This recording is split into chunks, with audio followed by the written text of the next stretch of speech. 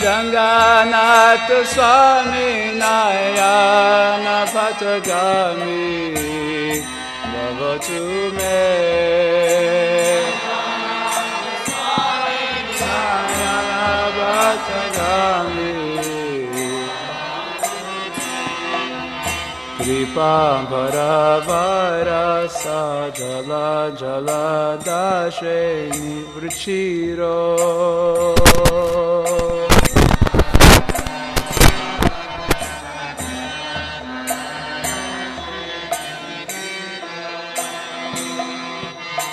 Rama Bhani Rama Spura Amala Punkeru Mukha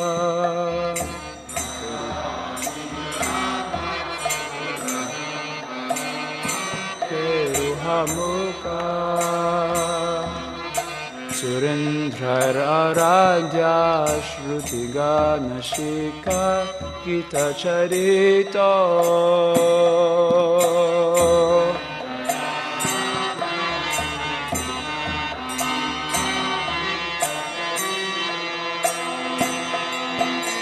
Jagannath Swami Nayana Patagami Bhavatu me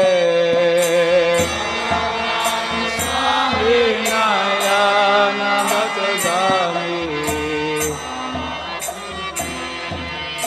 Rata Rudho Gachan Patinidita Budeva Patalai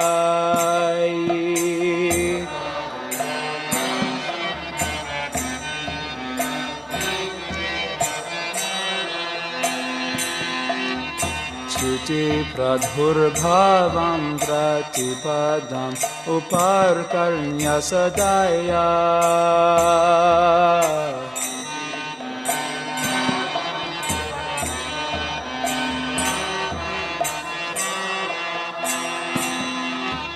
Daya sindhurbandhu sakala jagatam sindhu sutaya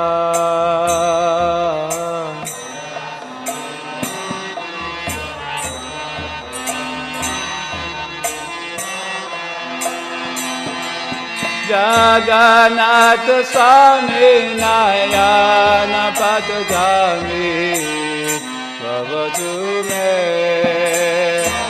Nath Swami Nayana Patagami Param Brahma Pidaku Valayadu Lopulanayano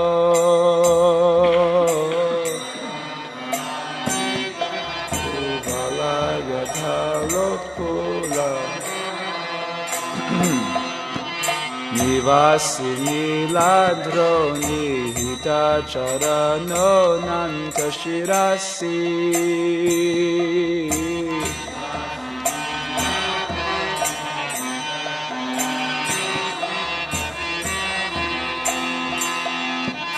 Rasa Nandi Radha Sarasa Bhapur Anlin Ganasuko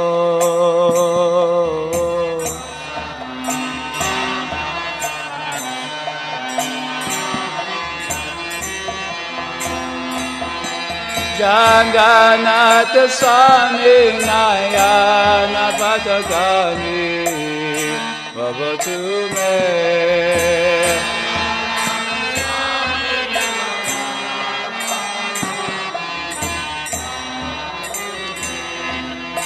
Navaya Cherangyam Nachaka Nakamanikya Vibhavam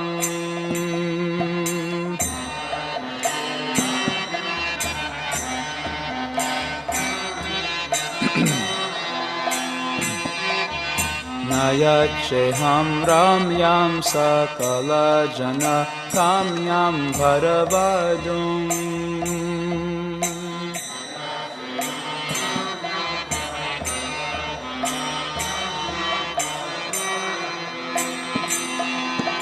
Sada Kale Kale Pramata Patina Gita Charito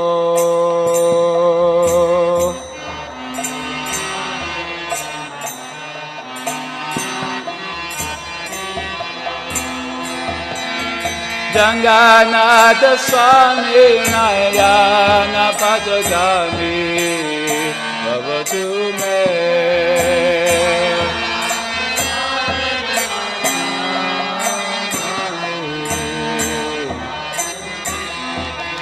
Haratam samsaram drutataram asaram surapate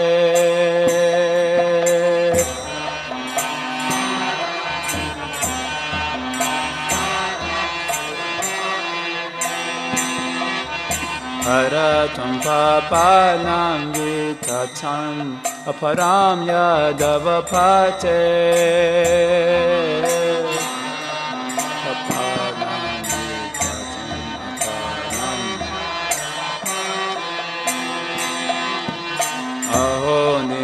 Nate nihita charano nishchitamidam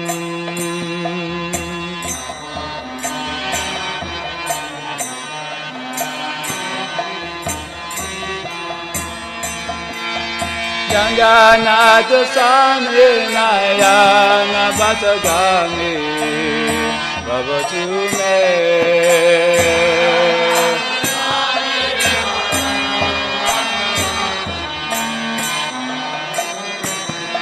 Jagannath Swami Nayana Patagami Bhavatu me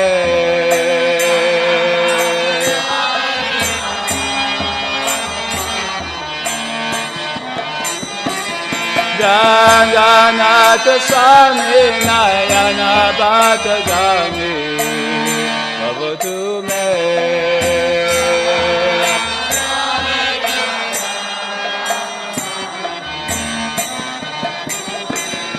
Jaya Jaganatha Jaganatha Baladeva Jaya Subhadra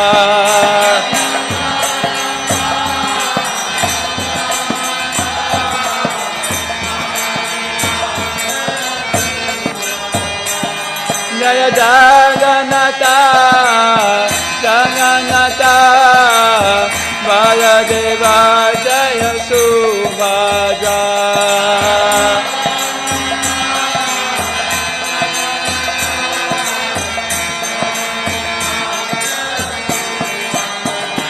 Prabhupada Prabhupada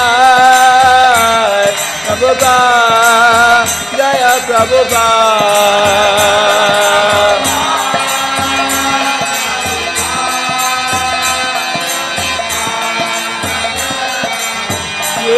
Jai Gaura Haribo Haribo Haribo Gaura Haribo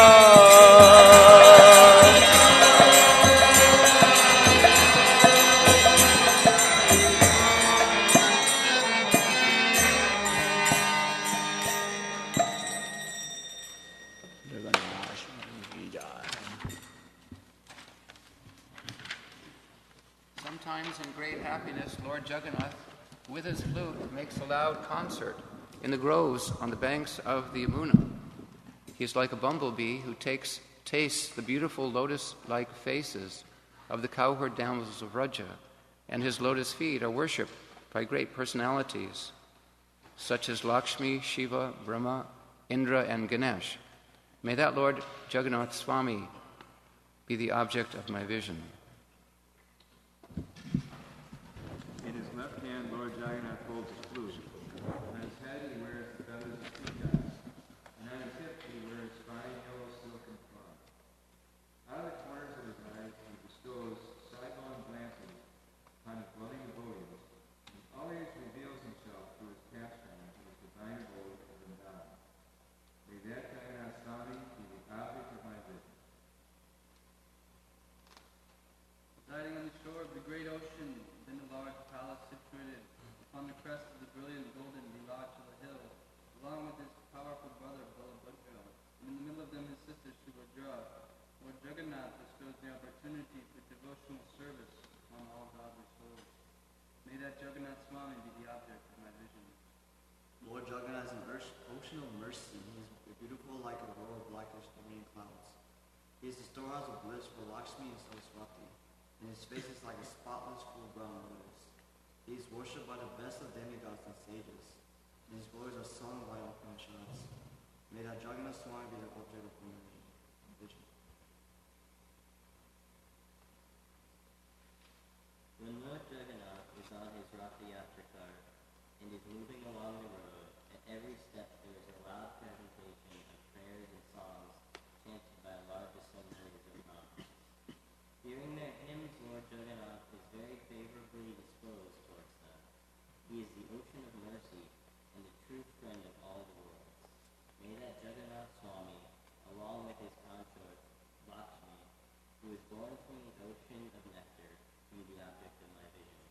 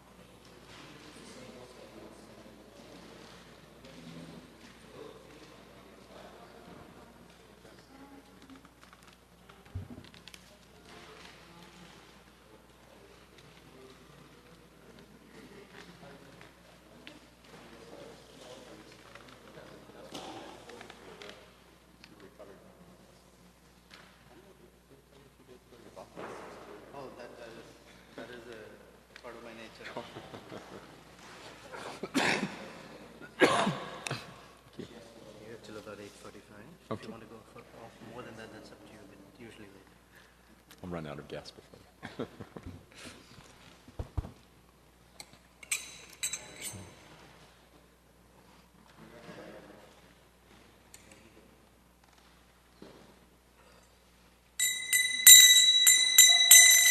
Jaya Radha Madhava Kunja Bihari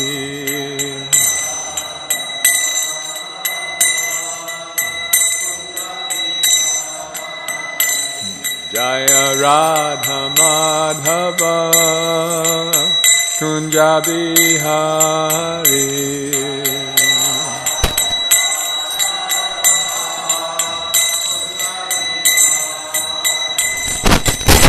Gopi Jana Vallabha Girivaradhari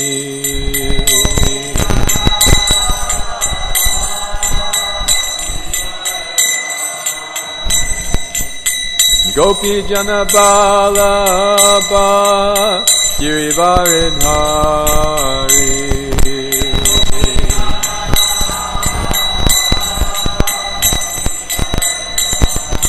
Yashodanandana Braja Jana Ranjana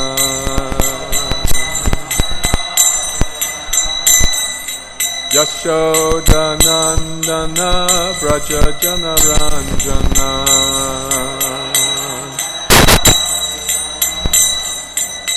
Jamuna Tiram Vanagachari Jamuna Tiram Vanachari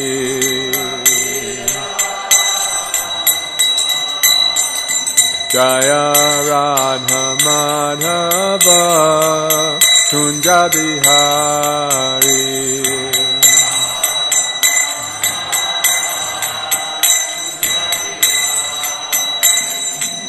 Gopi Jana Vallabha Girivaridhari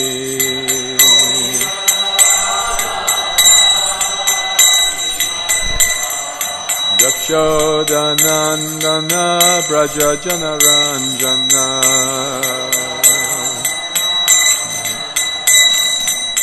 Yashodanandana Braja Jana Ranjana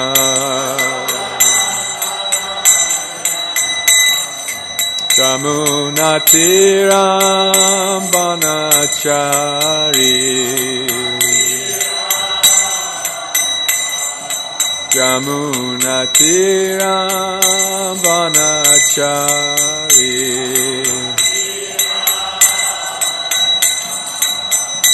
Jaya Radha Madhava Kunja Bihari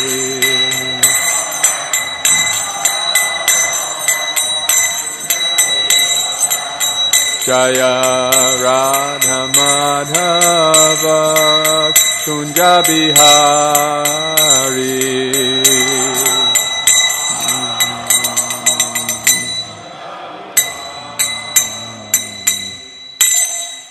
Gaur Premanandi Hari Hari Bo Srila Prabhupada Ki Jai.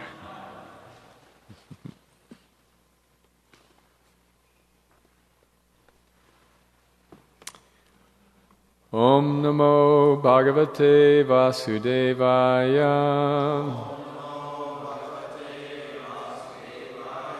Om Namo Bhagavate Vasudevaya Om Namo Bhagavate Vasudevaya Narayanam Namaskritya Naram Chaiva Narottamam Devim Saraswatim Vyasam Tato Jayam Vijirayet Nasta Prayeshwa Bhadreshu Nityam Bhagavata Sevaya Bhagavati Utama Shloke Bhaktir Bhavati Naishtaki. So if I understand correctly, we're reading from verses 9 and 10 of the 9th chapter, 5th canto. That sound about right? Why don't we have this on the board? It is a rather long Sanskrit prose verse, so we will dispense with that. I have this, and we'll just go right to the translation. So, reading about Jagannath, his father has died, his 9 stepbrothers consider him brainless, and they abandon their father's attempt to give him a complete education. So although they were learned in the 3 Vedas, or they were learned in the Vedas which encourage fruitive activities, they were not spiritually enlightened in devotional service. They could not understand the position of their brother Jagannath. So here is today's verse. Degraded men are actually no better than animals.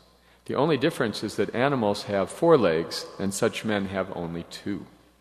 These 2-legged animalistic men used to call Jad Bharat mad, dull, deaf, and dumb. They mistreated him, and Jada Bharat behaved for them like a madman who was deaf, blind, or dull. He did not protest or try to convince them that he was not so. If others wanted him to do something, he acted according to their desires. Whatever food he could acquire by begging or by wages, and whatever came of its own accord, be it a small quantity, palatable, stale, or tasteless, he would accept and eat. He never ate anything for sense gratification because he was already liberated from the bodily conception, which induces one to accept palatable or unpalatable food. He was full of the transcendental consciousness of devotional service, and therefore he was unaffected by the dualities arising from the bodily conception. Actually, his body was as strong as a bull's, and his limbs were very muscular. He didn't care for winter or summer, wind or rain, and he never covered his body at any time. He lay on the ground and never smeared oil on his body or took a bath. Because his body was dirty, his spiritual effulgence and knowledge were covered, just as the splendor of a valuable gem is covered by dirt. He only wore a dirty loincloth and his sacred thread, which was blackish. Understanding that he was born in a Brahmin family, people would call him a Brahma Bantu and other names. Being thus insulted and neglected by materialistic people, Jad Bharat wandered here and there. Purport. Srila Narottam Das Thakur has sung, Deha Smriti Nahi Yar, Sangsara Bantana Kahantara. One who has no desire to maintain the body, or who is not anxious to keep the body in order, and who is satisfied in any condition, must either be mad or liberated.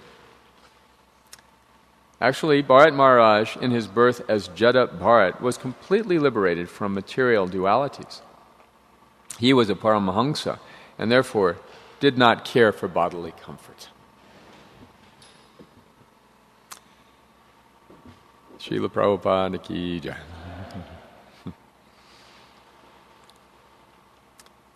This verse and purport are all about perceptions. So that is a very important subject for us in spiritual life, particularly how we perceive ourselves and how others perceive us. So in the case of Jada Bharata, he was completely aware of his spiritual identity, and yet everyone else saw him as a very dysfunctional person.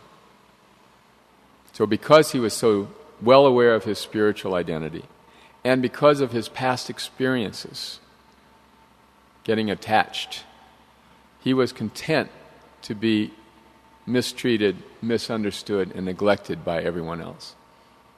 So this is a very unusual personality. Generally, if somebody mistreats, misunderstands, or neglects us, we become insulted.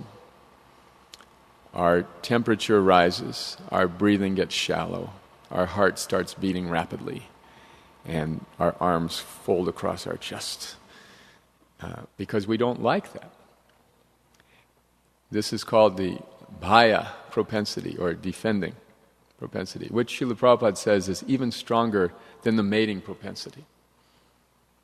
So in the case of Jad Bharat, he was completely above that, so exalted, and yet nobody recognized. So I was thinking of different examples of people being misperceived, but before we get to that, let me ask you this. We all know the 4 defects of the conditioned soul. So, a nice devotee was pointing out in class recently, these are sequential. They have a certain order. So what would the first one logically be? The baseline absolute fault of every living entity. Yes, limited senses. So we have imperfect senses, can't perceive everything. As a result of those imperfect senses, what happens to us? We become illusioned, right? We think of ourselves as something we are not. And thinking of ourselves something we are not, we make mistakes, right? And making mistakes, we then cheat, presenting ourselves as perfect. So, the whole problem begins with our tendency to be illusioned. This is apparent in the people who are perceiving Jad Bharat, or even their imperfect senses. They had a certain idea of who he was, which was totally inaccurate. So as a result of their imperfect senses, their illusion, and their mistake of mistreating him, they made horrible offenses. Right? And yet they considered themselves much better than he. So in this case, the devotee is, by his very presence, he is not helping people in their spiritual life. Although later he does. But in general, people are simply making offenses. Just like Chaitanya Mahaprabhu accepted sannyas because his students were disrespecting him. And this was horribly detrimental for their spiritual life. So because the sannyasa ashram is automatically respected as the Supreme Personality of Godhead, he accepted it, so that people at least would treat him with respect, and therefore be benefited. But Jad Bharat is quite the opposite. In a sense, he could say he's not at all interested in spreading Krishna consciousness. He's very interested in making sure that he doesn't make the same mistake he made in his past life when he became illusioned and made a mistake. So, another example of misperceptions is the story of Pundarik Vidyanidhi. Gadadhar Pandit had heard that this great devotee, Pundarik Vidyanidhi, was going to be giving his darshan. But when he came in to see him, he saw this very nicely dressed man with long, slicked back hair, golden spittoon, potted plants, servants fanning him. And he thought, who is this materialist? What is he? Who is telling me this is a great devotee? This was his perception.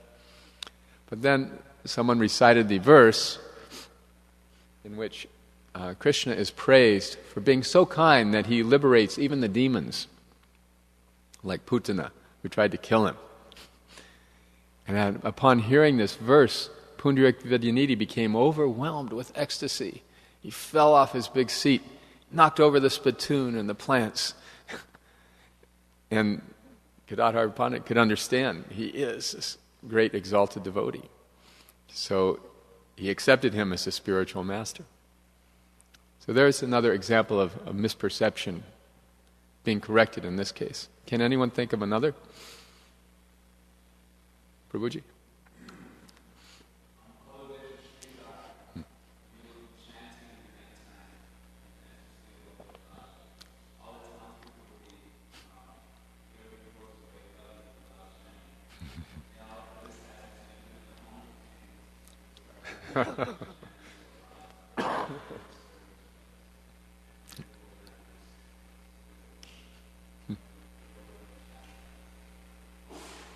Very good example. Yes, Prabhuji?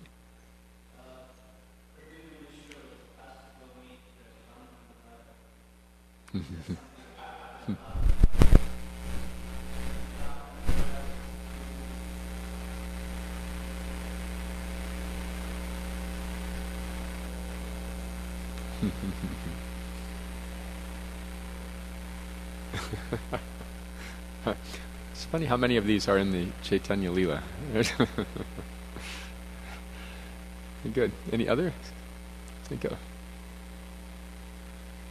So, anyway, the point is there, that sometimes great devotees are misunderstood. So, we may also feel sometimes misunderstood. There is a wonderful story that Radhanath Maharaj tells. He was on the banks of the Jamuna, it was pre-Prabhupada days. He was meeting regularly with an older gentleman, sadhu, who would come and sit with him. And after some days of talking and spending hours together discussing. He's a very eloquent speaker in English. They would talk about Vrindavan, talk about the mood of the Dham. And after several days, this gentleman said to him, I have a gift for you. I'm going to give you the essence of the Dham, the essence of Krishna consciousness. And so he reached in his beaten old bag and pulled out a yellowed sheet of paper folded up. And he gave it to this young man. He started, when he unfolded, he looked, he was gone. So he unfolded the paper. What do you think was on it? It was the prayer of Saint Francis. Lord, make me an instrument of thy peace. Where there is hatred, let me sow love. Where there is anger, let me sow peace. And later in that verse it says, let me seek not so much to be understood as to understand others. So it's a very famous and beautiful Christian prayer, which is basically about giving of oneself to others. So in the conditioned state of life, because of our imperfect senses, our illusions, mistakes, and cheating propensity, we're very eager to be appreciated by other people. We're very eager to be recognized, and we feel that our service to Krishna is worthy, and it is of value. So we expect other people to feel the same way.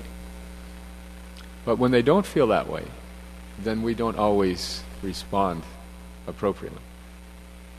So what does this mean? What does this say about our own position as devotees? It's not curable, this particular attachment, by artificial humility. Once a devotee came to Srila Prabhupada and said, I am the most fallen, to which he replied, you are not the most anything. Simply insignificant. So, there's another case of this. Sometimes I used to read in the early Vyasa Puja books. So Vyasa Puja is meant to be a glorification of the spiritual master by his disciple. So these offerings would sometimes read, Dear Srila Prabhupada, I am the lowest worm in stool. I am the most abominable creature ever born. No one is more rotten than me. I am despicable, fallen, and useless, begging to remain your useless servant. So, this sort of offering, does this please the spiritual master? Is this actually humility? You see, just to denigrate oneself. Unfortunately, this anartha of pride is not so easy to remove just by masking it over with a superficial humility. There's a very nice definition of humility. It does not mean to think less of oneself, but to think of oneself less. In other words, in the conditioned state, we're always absorbed in ourselves. And the situations of others are of secondary concern to us. In spiritual life, when we advance, then the concerns of others become more important than our own concerns. What is this called in Sanskrit? Paradukkha dukhi. Paradukkha dukhi. The problems of others become my problems. So to have that frame of mind, we have to obviously be less concerned about our own selves and our own problems. Generally speaking, if I have a hangnail and you have pancreatic cancer, I may say, I'm sorry, but I'm more concerned about my hangnail. This is the sad truth of our conditioned state. But as we progress in spiritual life, more and more we become cognizant of others' sufferings. And our own problems become diminished. Not because we are negligent of them, but because we are accepting of them. See? To accept oneself, in other words, as one really is, not as one would like oneself to be. This is the beginning of self-realization. we would like to be sometimes more advanced than we are. There's a very nice story. Satsrup Maharaj, in his very early days of Krishna consciousness, he asked a question to Srila Prabhupada. What kind of person would Krishna like us to be? Has anyone heard this story? Do you know how Prabhupada responded? He responded by saying, "You are very sincere." And that was it. So what does that mean? What kind of person would Krishna like us to be? So to feel that way is an expression of sincerity, like I'm willing to change. In a bad relationship, there's usually two people accusing each other of being at fault and wanting the other one to change and correct everything. And we resist it. No, it's your fault. You have to change, not me. But here's this young devotee saying, I'm willing to change any way that Krishna wants. And Prabhupada's reply, you're very sincere. In other words, it's a sincere offering. But it's not possible.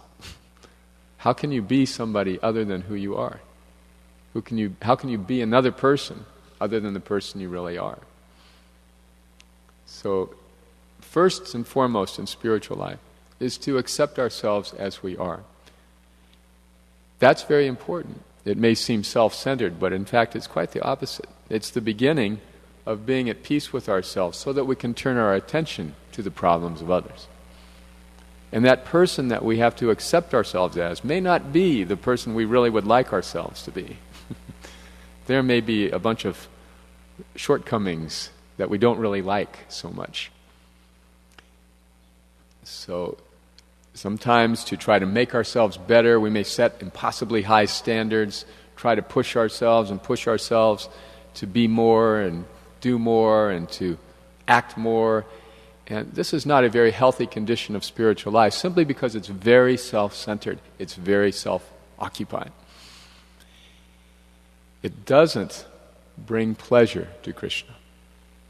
See? It's still all about me. This, in fact, is the disease of impersonalism. When we cannot go outside of ourselves to acknowledge the presence of a superior person. This is why impersonalism is so popular, because you don't have to give up your ego.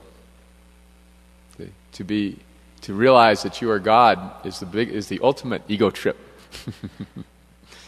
As Giriraj Maharaj said, if to become God is your ambition, then why should God help his own competition? There's no relationship there.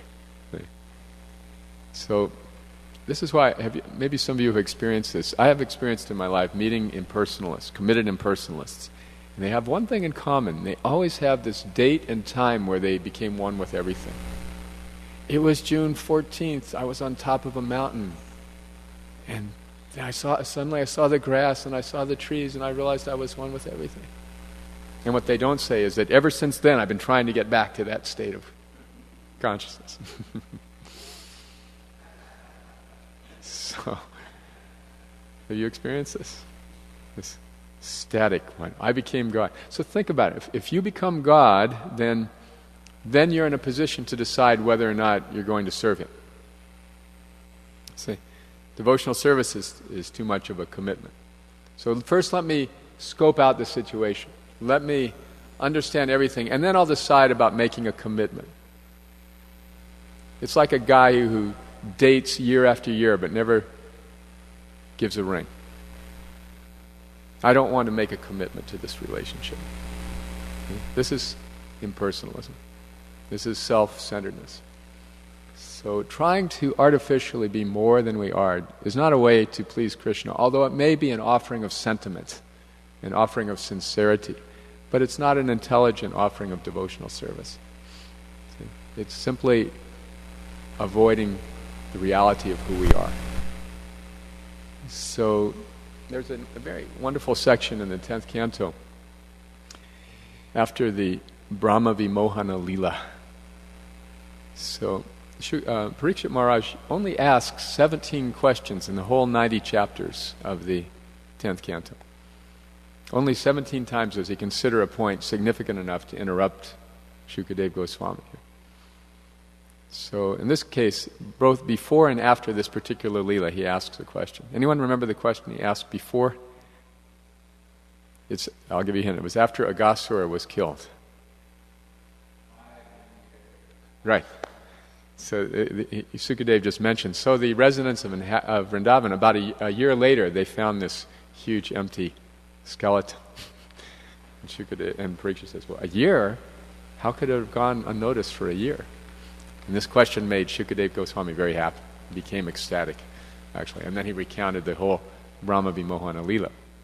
So after that explanation, how Lord Brahma stole the boys and calves, and how Krishna replaced them with his own Vishnu expansions, and how Brahma saw the whole thing and was humbled, then Parikshit Maharaj had another question. Do you remember this question?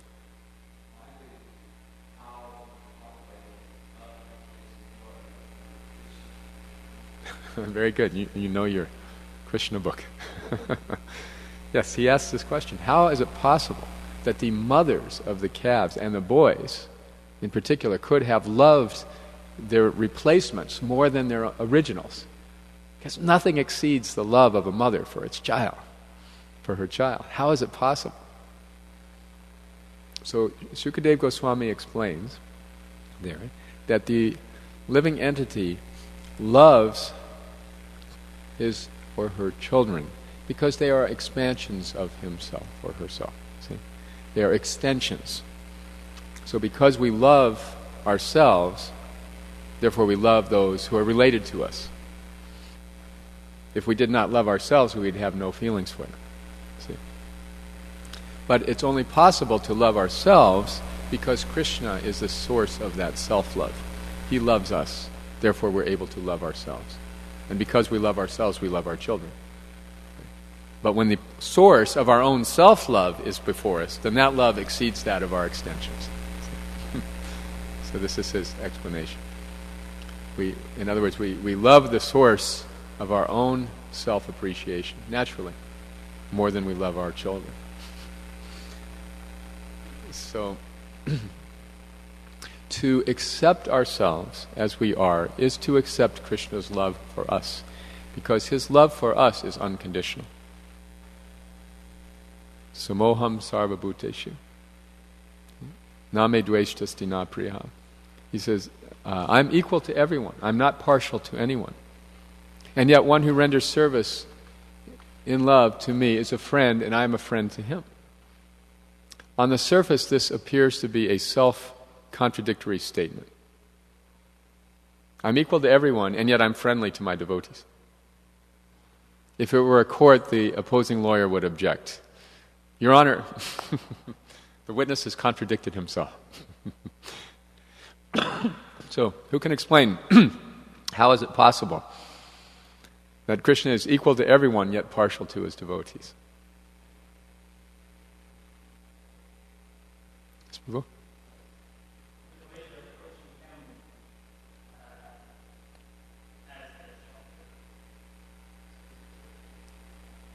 Very good. Yes.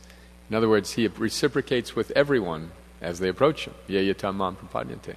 He's equal to everybody. You approach him this way, he'll reciprocate with you that way. If you're not sure about Krishna, then Krishna's not sure about you. If you want to ignore Krishna, then Krishna will be happy to ignore you. If you approach Krishna with devotion, with love, then he'll reciprocate with love. He wants to be a friend. And he's very eager. See, that's the thing. He's very eager to have that relationship with us. But he doesn't push it on us. He doesn't force. Garuda Prabhu, in his commentary on the Bhagavad Gita, at the end, he points this out. These last verses of the 18th chapter there's actually an emotional element in Krishna's speaking. Now, I'll tell you the most confidential information. Just bow down to me, become my devotee. I promise you'll come to me because you're my very dear friend. See? So Krishna is eager for this relationship. So it is critical for us to accept ourselves, to be able to accept Krishna's love. If Krishna loves us as we are, who are we to say, oh, I need improvement? But we get hung up in this, and so we fail to fully appreciate how kind Krishna is. That very verse that made Pundarik Vidyanidhi so ecstatic is how Krishna is kind even to demons. So it's a very boring subject to catalog our faults. Sometimes we begin classes like this. Have you ever heard these classes? Here's a tip for public speaking. Never start your class by apologizing. Well, I'm not really qualified, not really prepared, I don't really have any realization, but I've been asked to give class today, so I guess I have to do it, and you have to listen to it. Does this make anyone ecstatic? So, in the same way, if we are preoccupied with our own disqualifications, that isn't really something that pleases Krishna. It's understood that we are, on the one hand, very inconsequential. There are many lessons on this point from the story of Jad Bharat. He did not want to make another mistake, in spite of his exalted position in his previous life. So he was totally focused. Right? But it is a very, very rare thing to get a human body. So in that sense, we are very special. See, there's a beautiful verse in the Bible. I think it's the Sermon on the Mount, isn't it? Observe the lilies in the field. They're wearing clothes more opulent than Solomon, but they don't work. And look at the birds, they're being provided for. So you are so much more important than the birds or the flowers. You think that God will not provide for you. This is the essential statement. So yes, the humans are particularly recognized as important. And it's actually mind-boggling how important we are. You know, Govinda Das sings, Durlabha Manava Janama Satsangi. Very rare human birth. Use it for associating with sadhus. Very rare human birth. But how rare is that? There are millions and millions of living entities in a drop of semen. And in the course of conception, tens of millions of living beings are competing for one human body. And only one wins. And all the rest, another birth. And then even if you are so fortunate to be the winner of that sweepstakes and get this human body. And you have this human body which has 100 trillion cells. Did you know that? You thought you were alone in there. You are the master of this massive population of 100 trillion cells, and you are the absolute lord of it. You can take it here and take it there. And of those 100 trillion cells, only 10 trillion are human. The other 90 trillion are various microbes and symbiotic entities, all of which are living entities because they have birth, growth, duration of life, dwindling, passing of byproducts, and death. Right?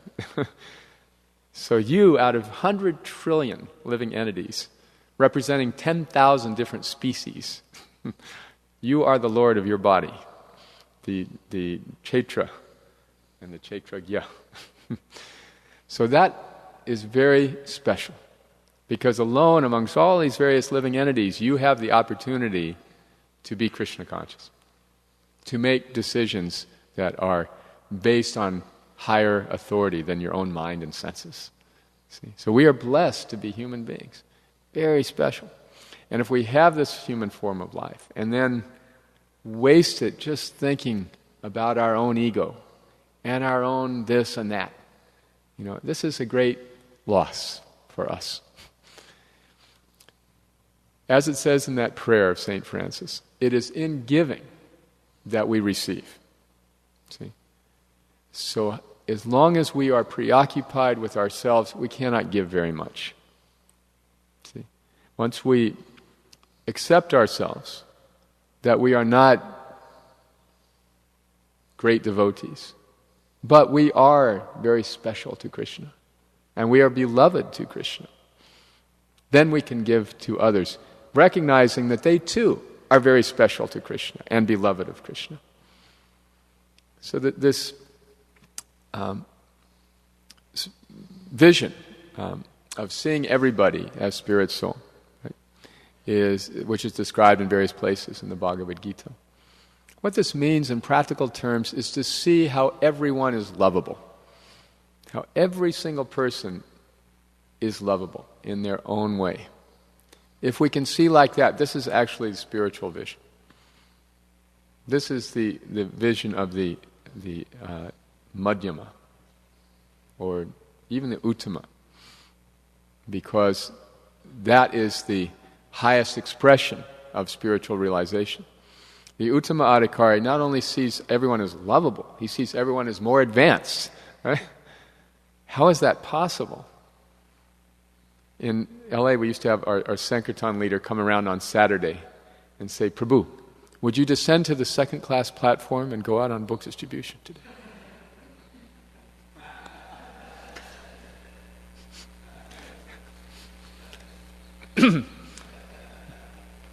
As we see, in other words, the Uttama Adhikari sees everyone as more advanced and therefore cannot preach. So in Srila Prabhupada's life, at the very end of his life, we saw this manifest.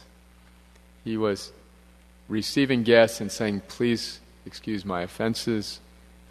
He was completely putting himself in the care of his disciples. Whatever you decide. See? So, feeling that great expression of realized humility. So, we may not be there, and we cannot artificially imitate, but we can understand that's the destination.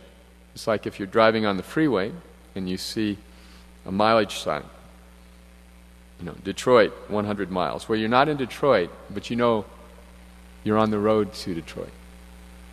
So similarly, this is an indicator, or a signpost of our spiritual advancement. How much we take a genuine interest in other people, how much we appreciate others. Especially in non-profit organizations, this is a very important thing to understand, that a word of appreciation means so much to another person. We are not in Krishna consciousness because we get these fabulous salaries, or because we have no other options. We're here trying sincerely to serve Krishna. How rare that is. Right? Manusyanam Sahasreshu. The rarest of the rarest of the rare. Trying to serve Krishna. So this is why the mood of Vrindavan and the mood of Bhakti is expressed in a few words of appreciation for another devotee. Try to catch people doing something good, right? And recognize them. In Gainesville, where I serve, we have a lot of new devotees joining. And it's very easy to get in the consciousness of catching people doing something wrong. Okay, up, left hand, Prabhu, remember right hand? But then people feel like they're going to be nitpicked to death and they don't want to be around. So the whole series of qualities of a sadhu, right? Titikshava karunika. They begin with tolerance and mercy. So tolerating the minor offenses of others and mercifully, kindly recognizing their good points. This is the Sadhu 101. And that may be artificial for us. We may have to practice it, but it's all right. See, we may not have internalized this realization where we spontaneously are seeing all the good qualities in other people. But this is okay to practice because it works just as well.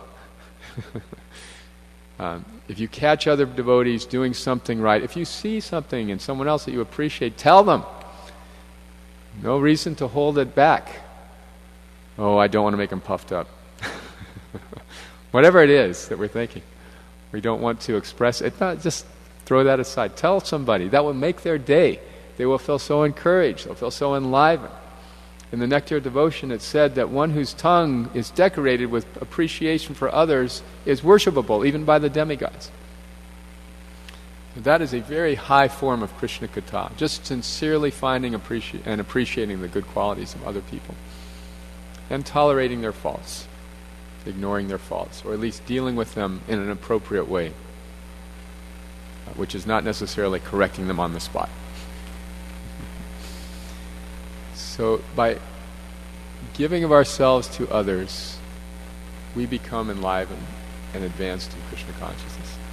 I have studied the character of devotees I consider most advanced, and I, without fail, always see this property in them. They're always giving appreciation to other people, and thus giving love, giving affection, giving support, giving encouragement. They don't sit around and talk about their problems. They don't talk about themselves very much. They're just pretty much absorbed in other people.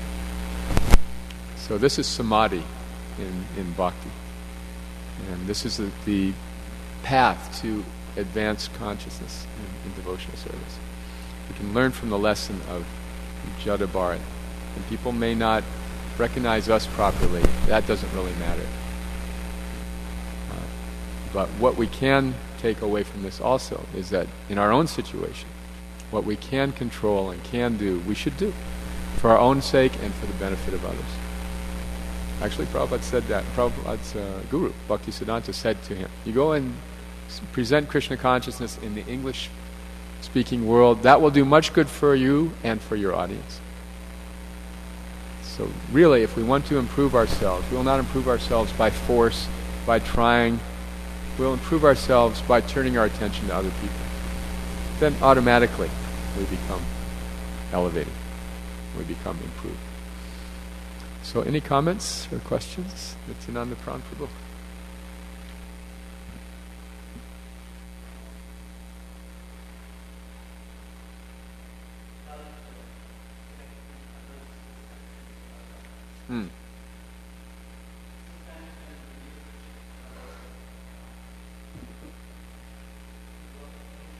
Mm-hmm. Yes.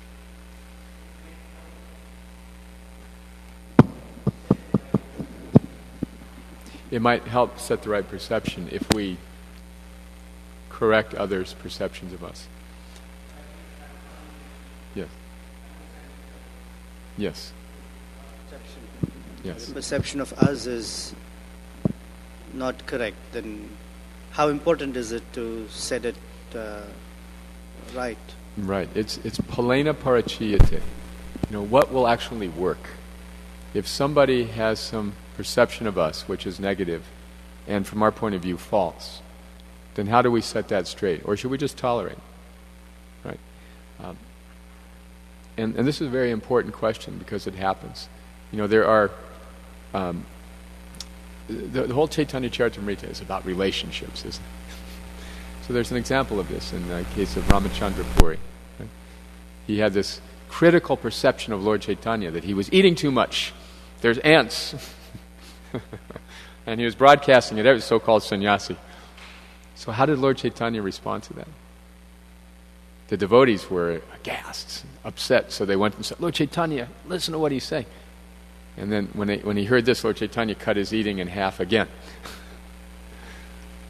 So he showed by that example that trying to correct that perception may not necessarily be the best strategy. So what are some practical strategies? Okay, it's a very good question to raise. At least we should understand that the highest philosophical platform is not to defend. I remember Bhakti Tirtha Maharaj was amazing like this.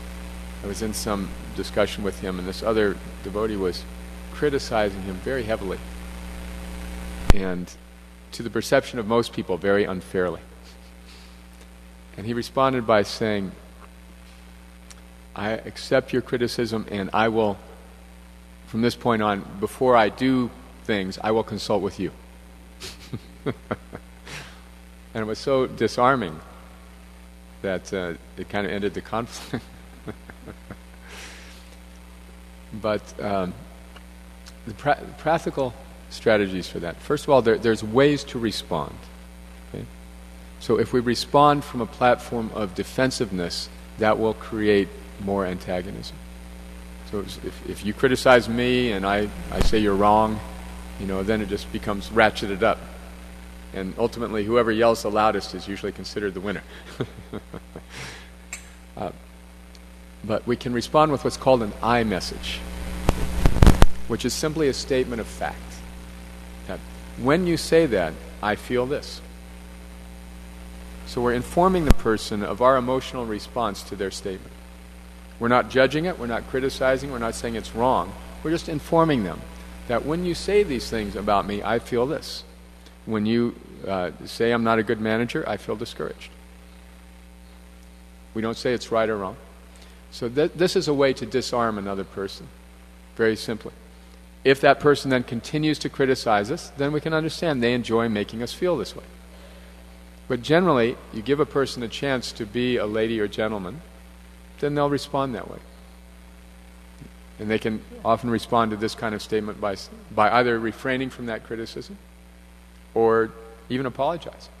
I didn't mean to make you feel discouraged. I'm just trying to get things done. So the I message is a good way to respond to this situation.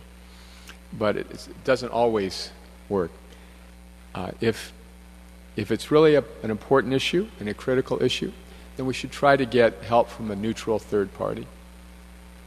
And this is something that ISKCON is actually really excel. We really excel in this area as religious organizations go.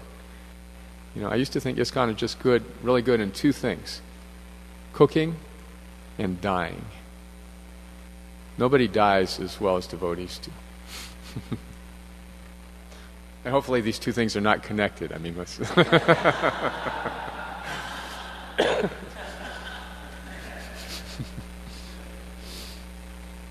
but we're really getting good at dispute resolution. Other churches are coming to ISKCON and saying, could you help us organize a dispute resolution system? So I used to do this type of service in mediation, and they teach us how to deal with people in conflict in a way that will bring about the best possible resolution. That the resolution's in the hands of the people in the conflict ultimately. But there are things we can say and do to help improve the communication. And it's generally based on misunderstandings of another person's interests and needs. So if you have somebody in the congregation who's trained in dispute resolution, try to turn to them for help. In the advanced dispute resolution, there's what's called an ombudsman, right? So do we have an ombuds here in Chicago? Somebody's getting trained, very good. So this ombuds is somebody who hears complaints. This allows a person who has a complaint about someone to go not to the person directly, but to a neutral party. And then that ombuds is trained how to give you your options. Okay, you have this complaint, you could do this, you could do this, you could do this. If there's a disagreement or a perceived feeling we have about another person, usually the wrong thing to do is go to them directly and confront them.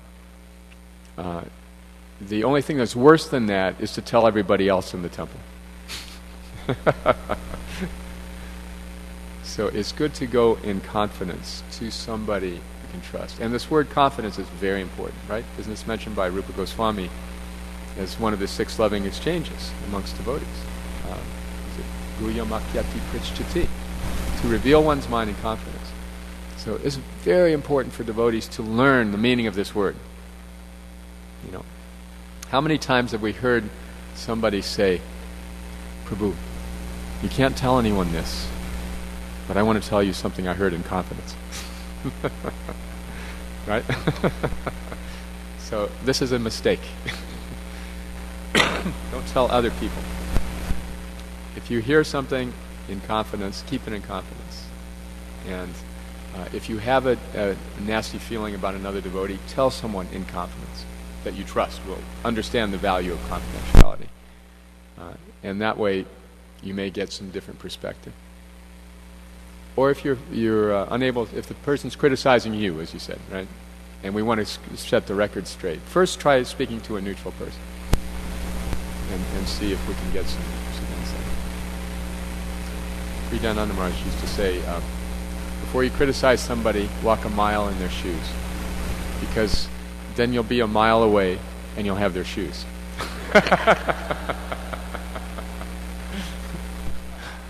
Yes, bro. I think I have several questions. I'm just going to ask one because I think other devotees have questions as well. My question is, how do we find the balance between dissatisfaction and acceptance of the self? Because the self that we're being asked to accept is not actually the self. It's a conditioned nature, which we're falsely identifying with. So if we're satisfied with that, then we're satisfied with something that's not actually the self. And Right. that can be subversive to actual progress. And on the other hand, if we artificially try to be advanced, as you were describing, and we're not there yet, then that can also be subversive to the actual attainment, just due to discouragement. So I was wanting to know, in essence, the balance between acceptance and dissatisfaction. And maybe as a side point to that, we do hear in our philosophy that we are to get absorbed in some of the eternal associates of the Lord with an aspiration to attain a service ego similar to their own, which seems to be like somewhat of negligence of the self, not negligence of the self, but absorption in some other perfect entity with a view of achieving that same service ego. Mm-hmm. So how do we put all these pieces together in terms of your discussion? Well, the second part is for the very advanced devotees, and we can't do that artificially.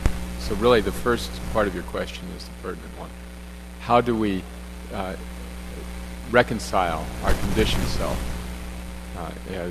and be accepting of ourselves in our conditioned state? Is that essentially what you're asking? Isn't that, in other words, accepting a compromise and accepting an imperfection?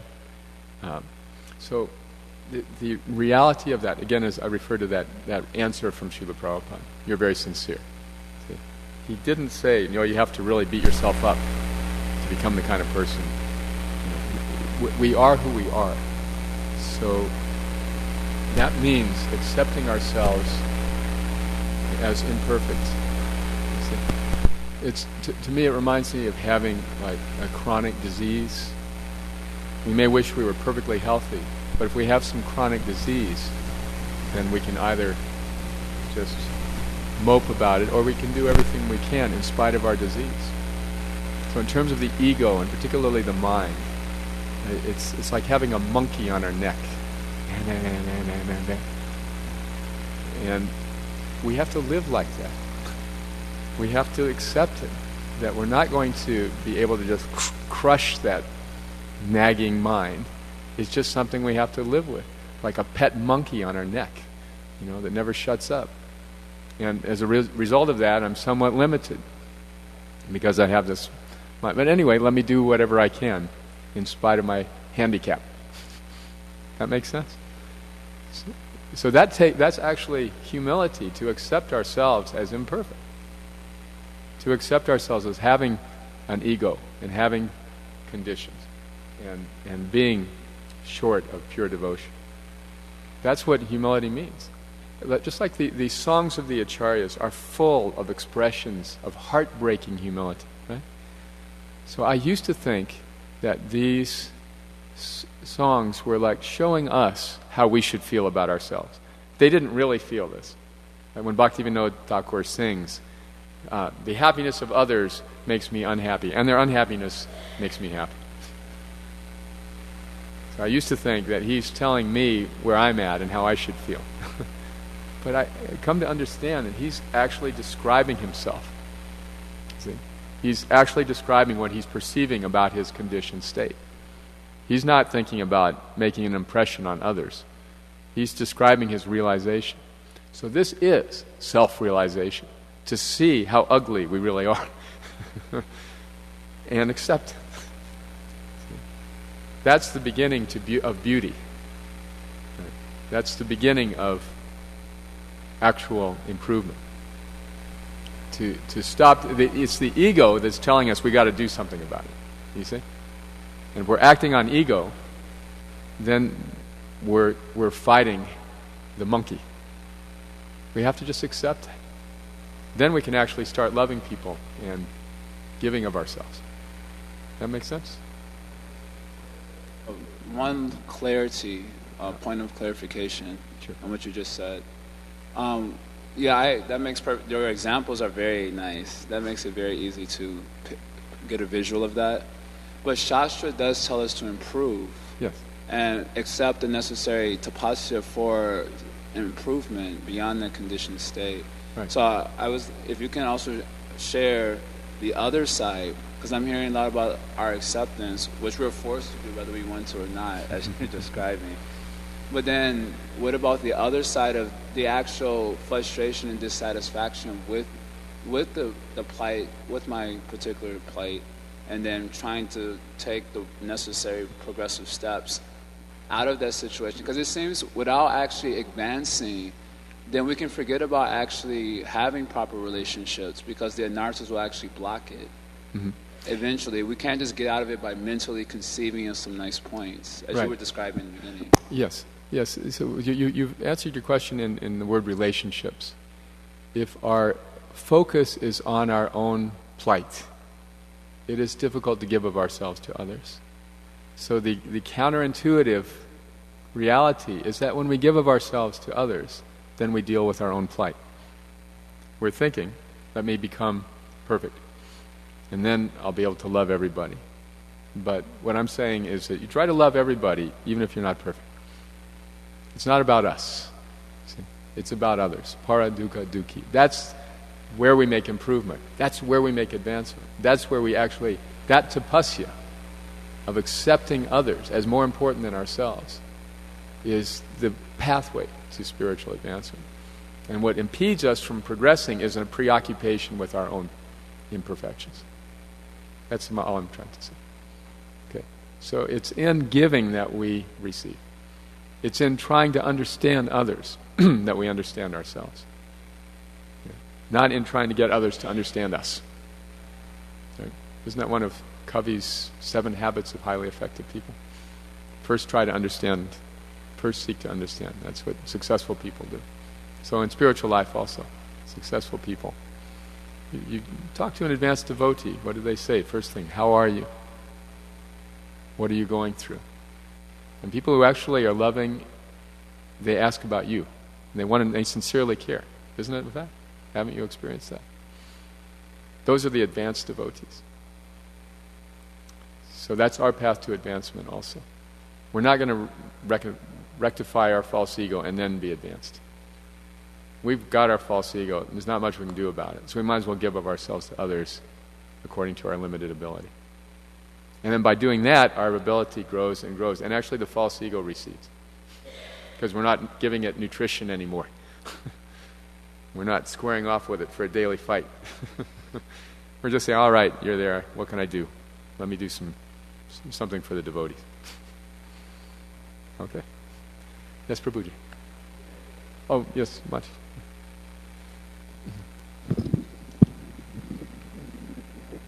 I just had a question about the mechanism, if you will, of accepting ourselves. Because we always hear that if we are envious of Krishna, then we're obviously going to be envious of his part and parcels, including ourselves. And if we love Krishna, then we can actually love others and love ourselves properly.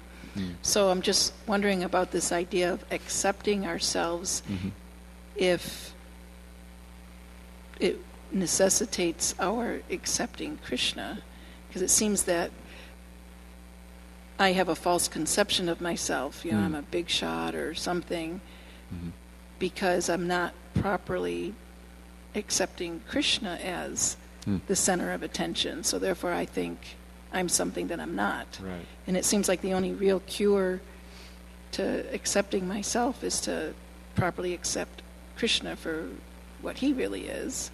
So I was just wondering if you could maybe speak a little something about where, if at all, accepting Krishna fits into that picture of accepting ourselves. It fits in this way, that Krishna loves us unconditionally. So in essence, we're saying, okay, Krishna, well, it's nice that you love me, but you're wrong about me. I'm actually unlovable. See, is that devotional? Is that respectful?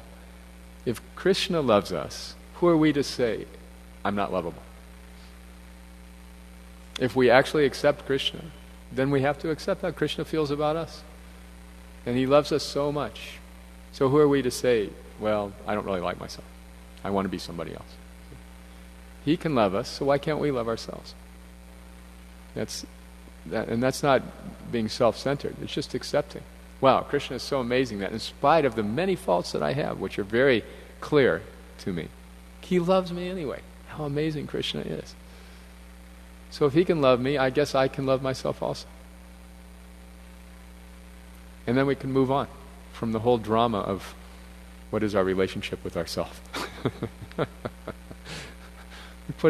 We just put it in its proper place, which is in the insignificant category. However we feel about ourselves, it's not an impediment to serving others and to serving Krishna that way. Does that answer your question about the mechanism? I mean, accepting Krishna means he loves us.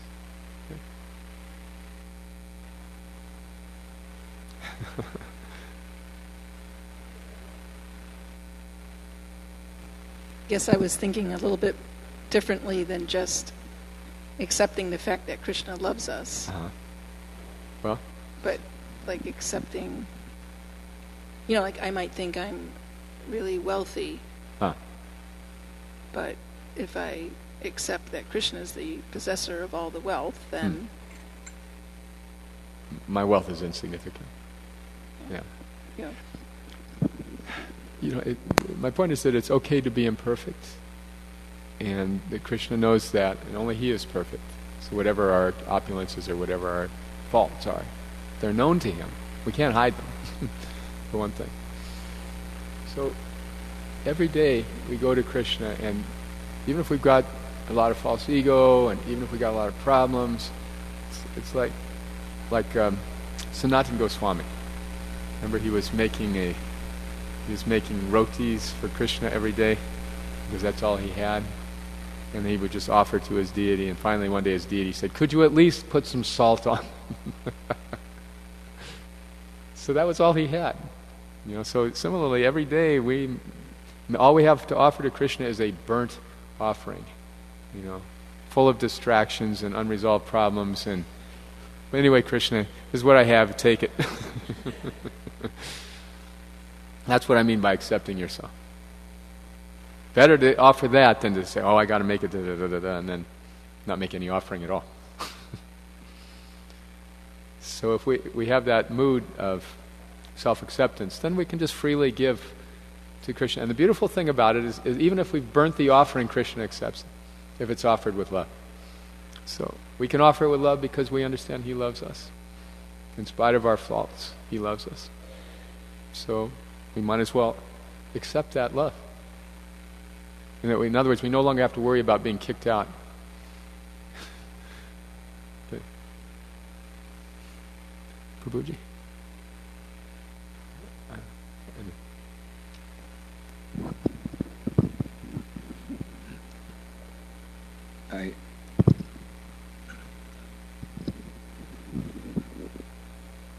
The idea of striving to be a pure devotee, how does this fit in with perfection and imperfection? Mm-hmm. The striving we should do should be to serve other people. That's what pure devotees do, isn't it? So rather than trying to reform ourselves, if we turn our attention to others, automatically that's included. Yeah, that word strive is really scary. And the impersonal side of us makes us tend to think we have to strive to be perfect.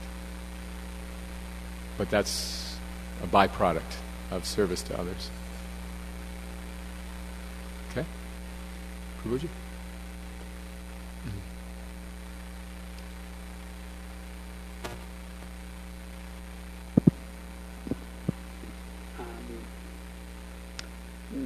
one thing that you mentioned, it's related to Jad Bharat. You were saying that you mentioned that statement of Jesus about God taking care of all of us. And I think that that's really essential for what you're talking about to even be able to happen.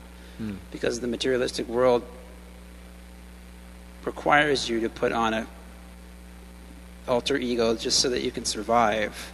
You feel like that anyway. You don't accept that Krishna is your maintainer or anything. You have to protect yourself. So in devotional service, I feel that we really have to get that confidence so that we can actually get the confidence to let go of who we think we are. Because once we let go of that whole, superficial thing, we don't know what's going to happen. Honestly, it's up to Krishna. So we really have to just be willing to accept whatever. I might have used to be the head pujari, and now I have to wash the dishes or whatever. At least I get a place in prasadam, or something. I'm just being funny, kind of. But it seems like we have to have that confidence to be able to do that. Well, when we read about Jad Bharat, we see he's liberated because he doesn't care what other people think about him. So that's one of the symptoms of liberation. We're free from worrying about those social pressures. You're asking how can we trust Krishna enough, right? Kind of like it seems like it's a precursor. Like we'd have to be able to trust Krishna before we can give up the thing that's stopping us from just being who we are. Is that, or you can share maybe, I'm not trying to put up a block to it, I'm just seeing if my thought makes sense. I appreciate your point. There's this 6 symptoms of surrender, right, from Sharanagati, Bhakti Thakur. So this is one of them, feeling that Krishna is my only protector and feeling that Krishna is my only maintainer. These are symptoms of surrender. So if we're protected, if we're maintained by Krishna, then what is the need to put up that front? Then we can just serve Krishna in our activities. And what is that service? It's in relationships. If we can make somebody else feel more encouraged in devotional service, have we pleased Krishna? So let's just make our business doing that all day, and Krishna will be so pleased. And in the course of that, we don't have to put up any front. Okay? We don't have to protect. We have nothing to protect. Our role is serving others and uplifting them in devotional service. That's what we do all day. So whatever comes, that's how I respond. Whether they're less advanced or equally advanced or more advanced. Okay. So what are those other symptoms of surrender? Humility, right? Patience. Yes, accepting favorable things, rejecting unfavorable things. So worrying about who we are and trying to resolve our own ego problems is unfavorable for pleasing Krishna. It's just on the mental platform. It said, don't eat the bananas of the mind, because they just keep growing. Okay, I got a mind. What else is new? Okay, so any other points? One last question. We've got 2 minutes before breakfast. Okay. Thank you for the class, Prabhu. I was wondering how we know how to properly serve other people, because it seems sometimes when we make the attempt to serve others, it can be a great disservice. It actually makes them more discouraged and furthers their relationship with Krishna. What was that story? The guru sent his disciple to the market for milk. So he gets to the market and he hears that my milk is as rich as ghee. And so, you think, so ghee is better than milk. Let me get some ghee. So he goes to the ghee seller. Yes, my ghee is as pure as oil. So oil is better than ghee. So then he goes to the oil merchant. My oil is as clear as water. So he brings back water to his guru, thinking he's giving the best thing. So it said that a good servant anticipates the needs of the person he wants to serve. So that's first class. You simply observe another person and think, okay, what does this person need? What could I do to really surprise this person in a very pleasant way today? And if we can't see that, then we can ask, how can I serve? But that we want to serve with intelligence. We try to use our intelligence to anticipate the needs of another person. That's first class. Okay, isn't that a better use of our mind than trying to figure out how to become a pure devotee? All right. So thank you very much. Pleasure to meet you and be here. Thank you for all the wonderful service you're doing for Srila Prabhupada. It's really, really inspiring. Srila Prabhupada ki jai.